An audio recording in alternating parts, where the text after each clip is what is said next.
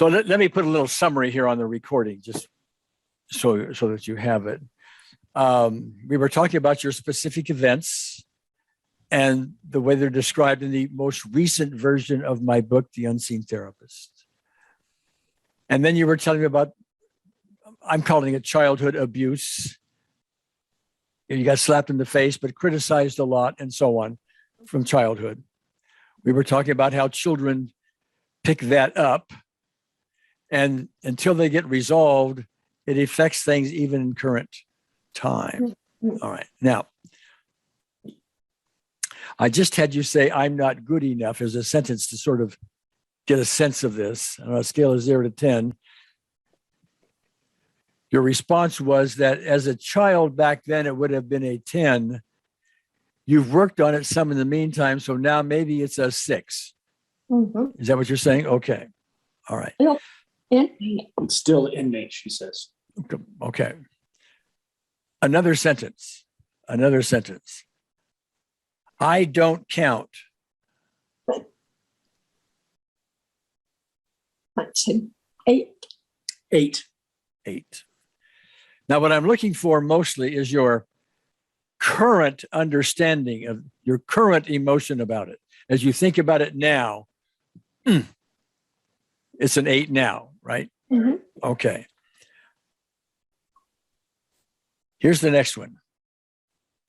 I'm not lovable.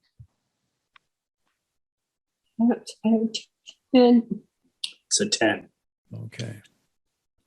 Going back to that time, Going back to that time, I mean, so much in my life so much in my life has been wonderful. has been wonderful.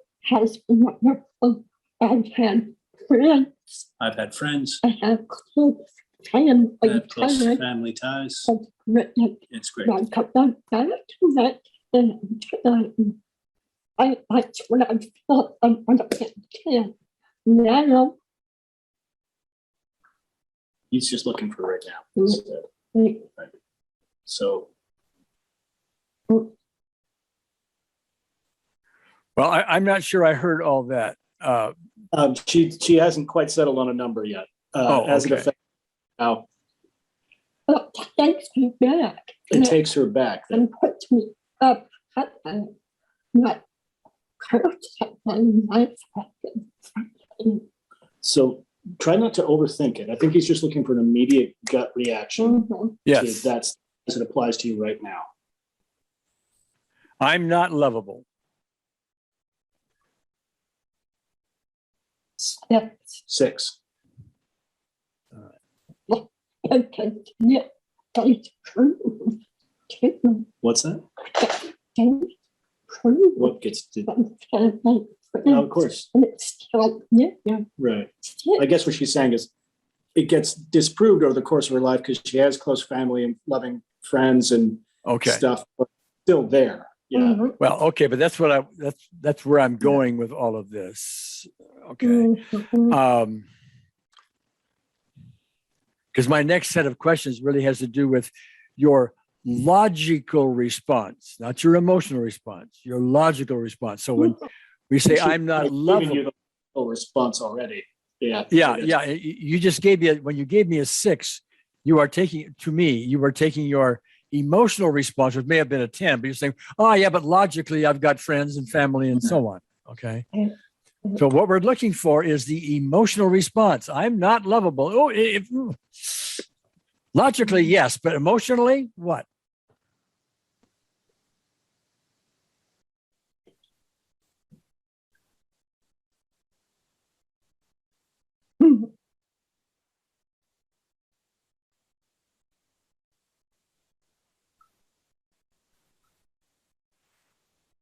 And I've got 4, four is how it hits you right now. I'm not lovable. Okay. Well, all right, Sally, just so you know, I've developed over time an ability to kind of tune into people, and I'm not always right, not by any means. I want you to know that. But I get much higher numbers than you're giving me. Okay. That doesn't make you wrong. That's not me criticizing you. Our systems do a lot of things. We don't want to admit a lot of stuff. Okay. And your numbers may be accurate, maybe not. I'm just telling you that I get a little hit, an intuitional hit. I think there's a New England, Vermont Yankee cultural component there where it's like, you just do not complain about things. You always self-pedal. And I think some memories up. All right. Well, Okay. But let me ask you this now, Sally. Logically speaking, are you good enough?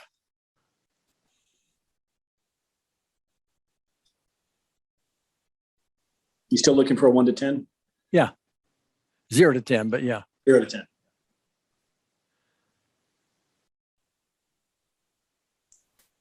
Sometimes not.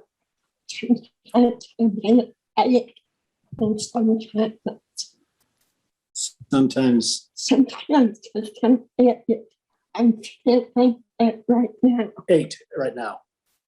Okay. Logically speaking. Yes? Not You were kind of doing logically the first time when you were having an emotional reaction and then reasoning back to okay. the past and correcting it. So I got it. do it. This exercise can be a challenge, but I'm getting the sense of where we are from it. So that's what's really important. We don't have to have the numbers precisely accurate. Okay. But what I'm getting is that your emotional response, starting clear back in childhood, has not been resolved as much as we can.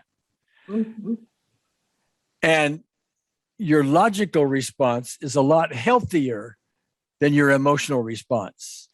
You really are lovable,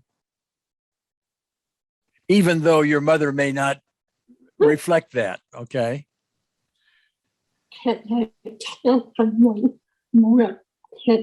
She wants to tell you one more thing.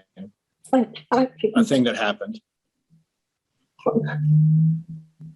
This was one of the worst. But first of all, how old is she? She was in junior high school. Okay. So maybe 13. Okay. And teacher was calling on people to read aloud. Teacher was calling on people to read aloud.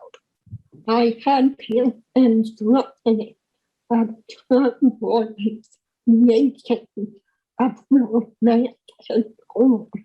That's the name of the book?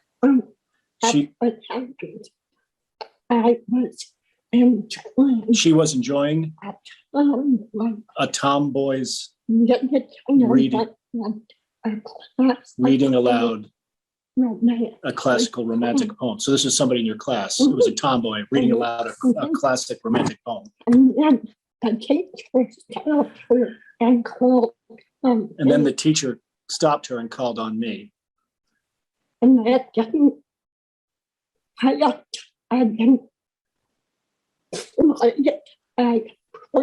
She didn't fight. She didn't flee. She froze.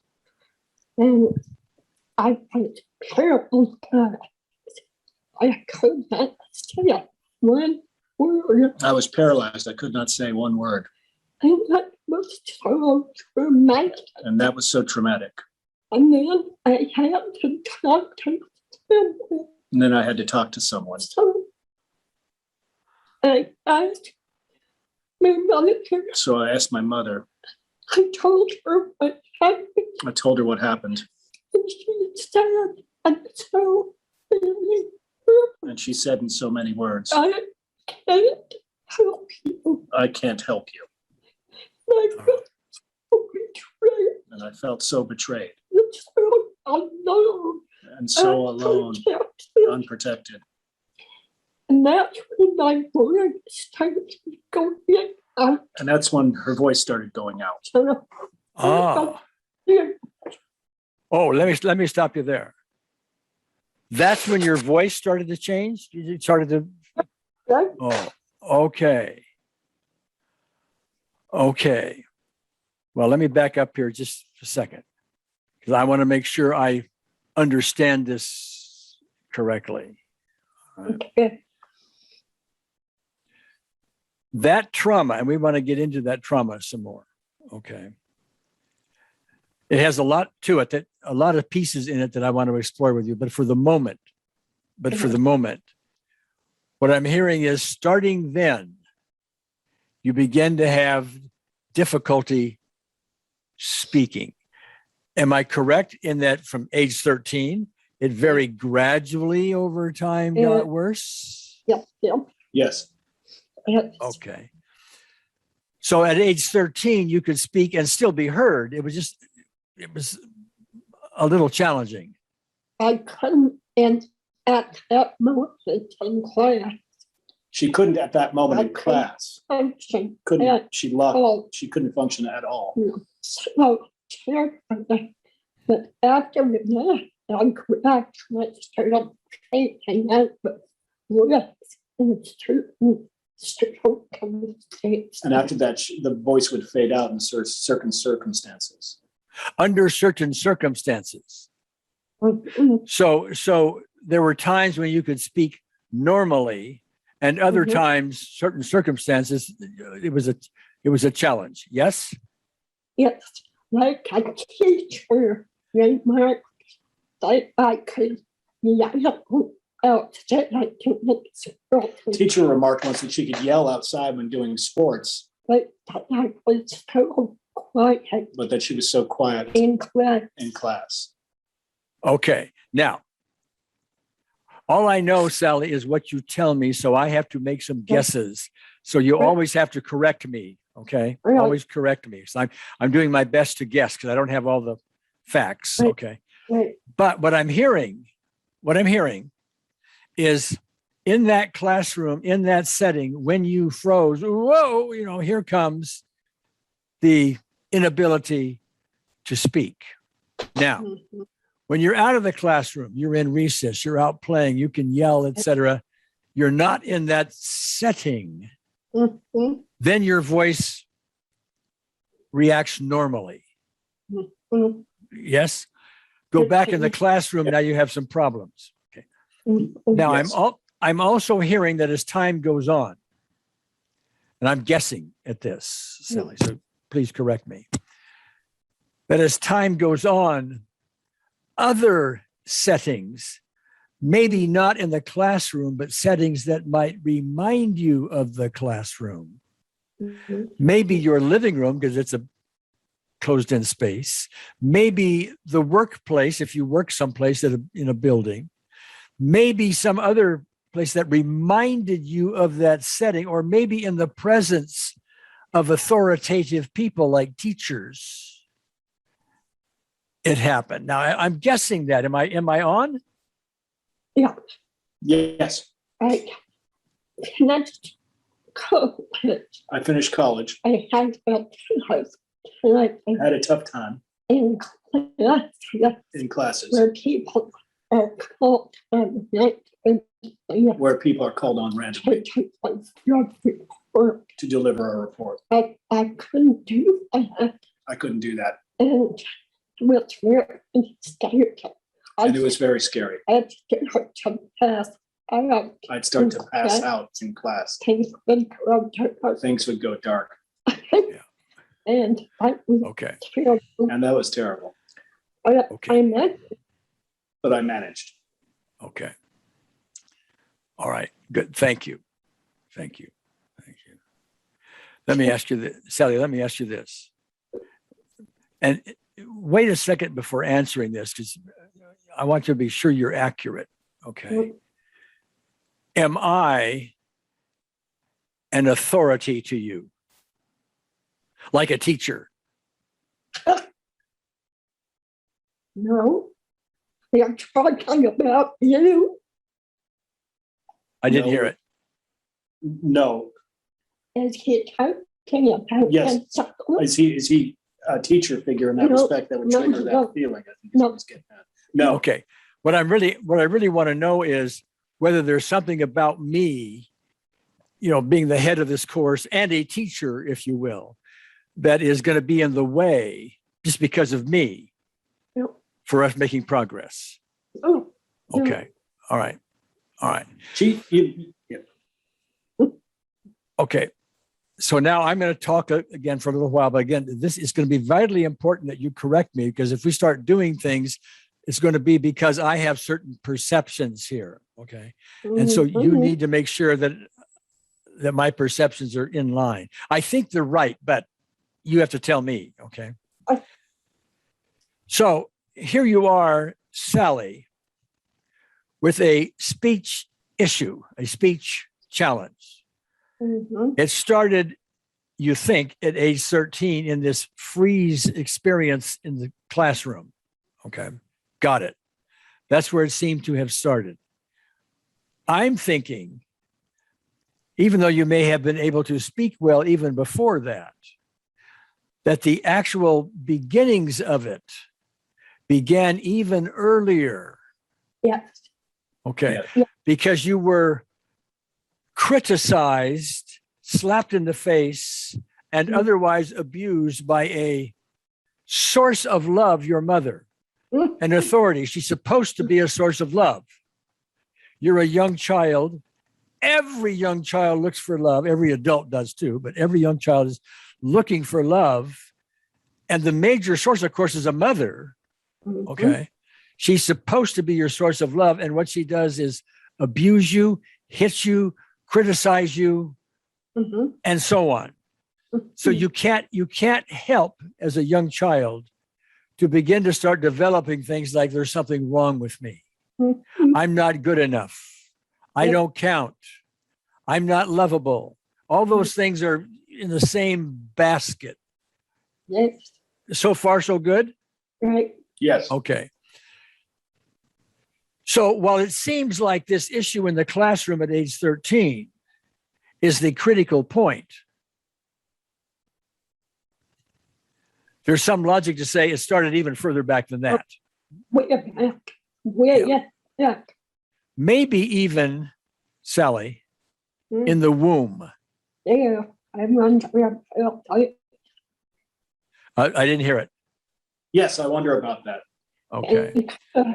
My mother Because my mother, was an artist. she was an artist, Went to art school. went to art school, Got married. suddenly had 4 kids. Stopped and watching them. She was totally stopped in what she wanted to do in her life. And she loved approval and notice, admiration from others. I can imagine that was really blocking that experience. And I can imagine I was really blocking that experience for. All right. Really, really good feedback, Sally. Really good feedback. You get a California kiss.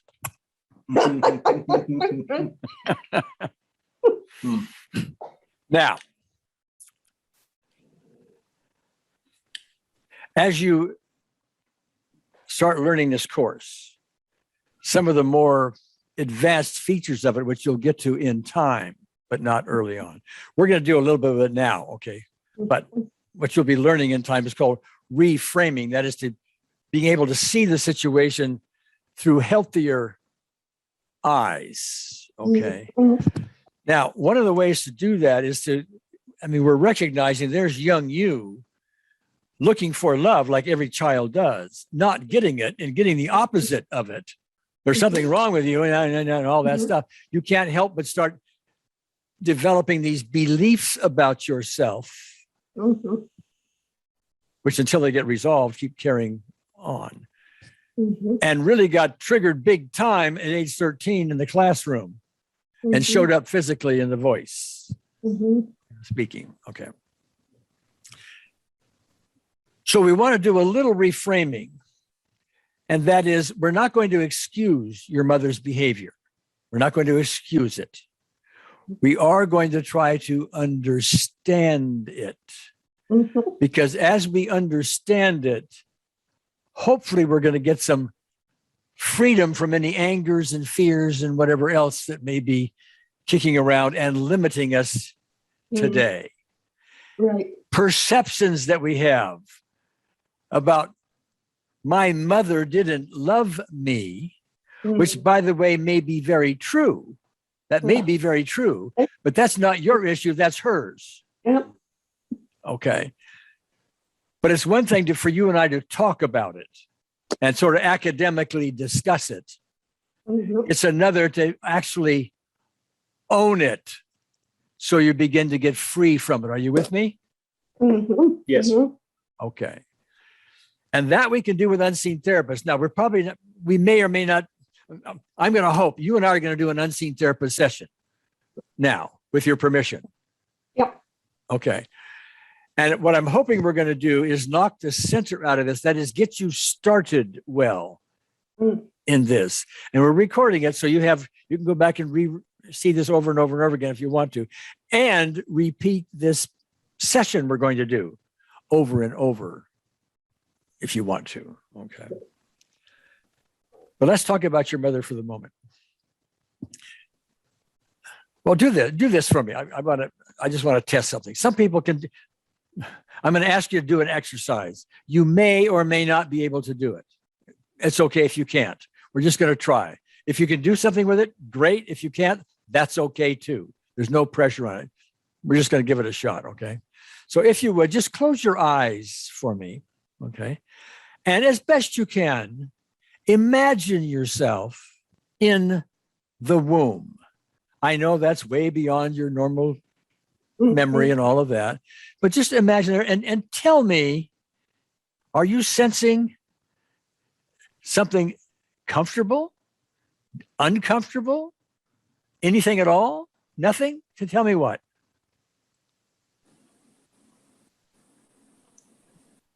Uncomfortable. Uncomfortable. On a scale of 0 to 10, how uncomfortable? 10 is, whoa, very uncomfortable, and 0 is not that much.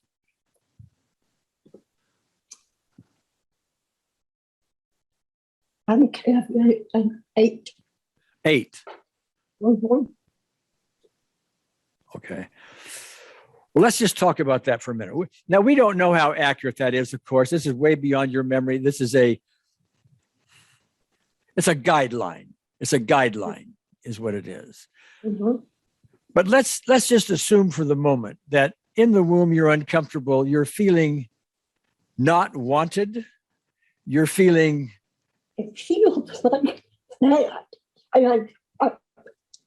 Feels like that tied up? Yeah. Tight. Feels tight. Tight. Okay. All right. Tied up. Tied up. Constricted is a good word. Okay.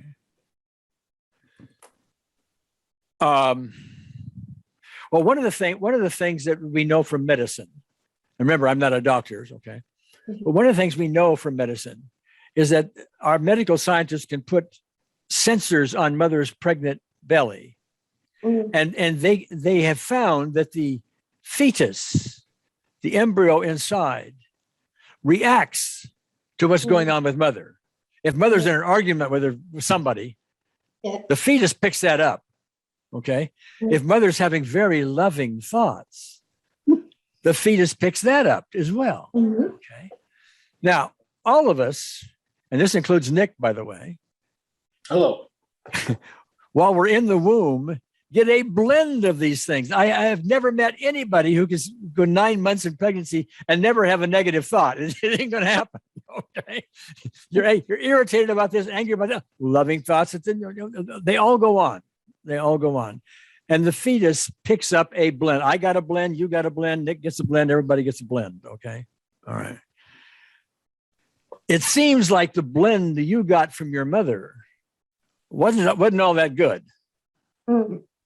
That's what she's sensing. Okay. Now that can be, and often is, foundational in what happens once you come out of the birth canal and so on. Okay. You come out with a foundation of nobody wants me, or it's an unsafe world, or there's fear and all that stuff. It's not to be criticized. It's just we observe. That's what happens. Okay. So you come out seemingly with this kind of a background, this kind of a beginning, if you will. And then apparently, mother has other goals besides raising 4 children, and you're in the way. So are the others, apparently. And so she's got a lot of unrest within herself. Now I need to stop 1 second here and go back. Let me ask you another question. As far as you know, your mother, would I be accurate in assuming that one of her greatest needs, if not her greatest need, would be love? Okay. So here she is, got pregnant early.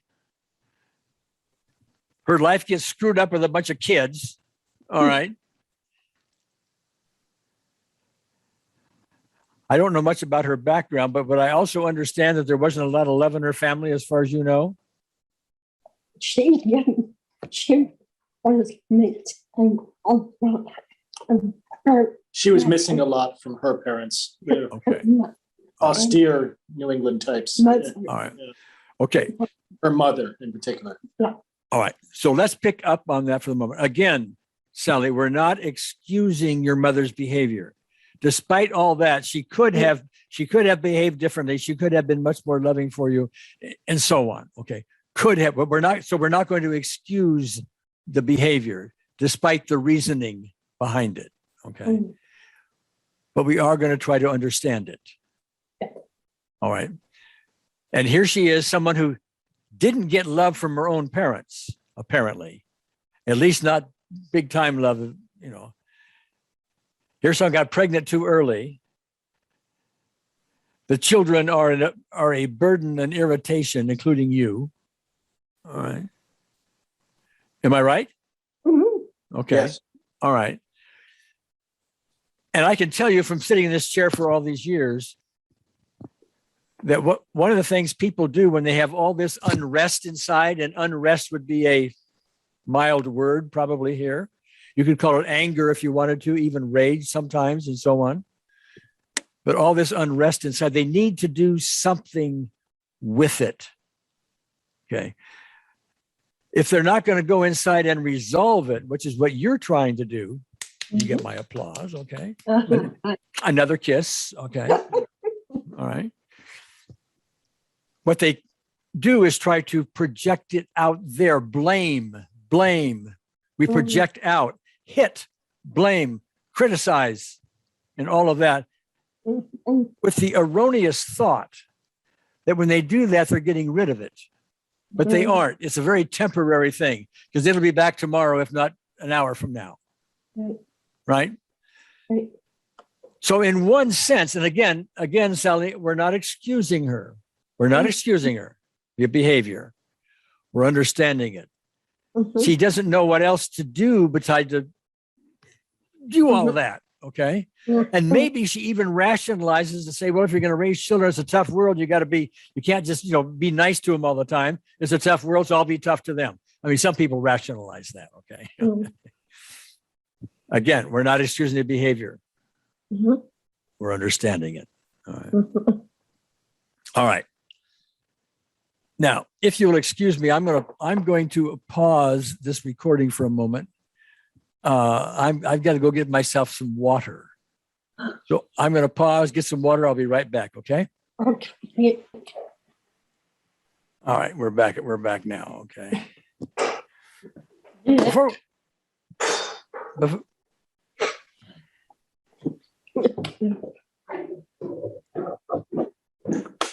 Before we begin again, Sally, I want to ask your intuition on something.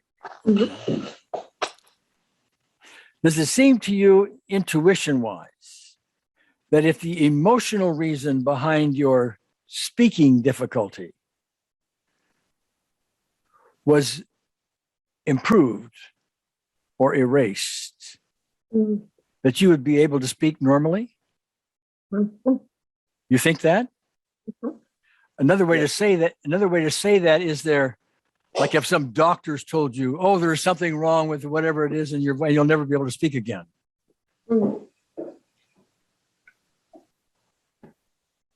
Yeah. Like,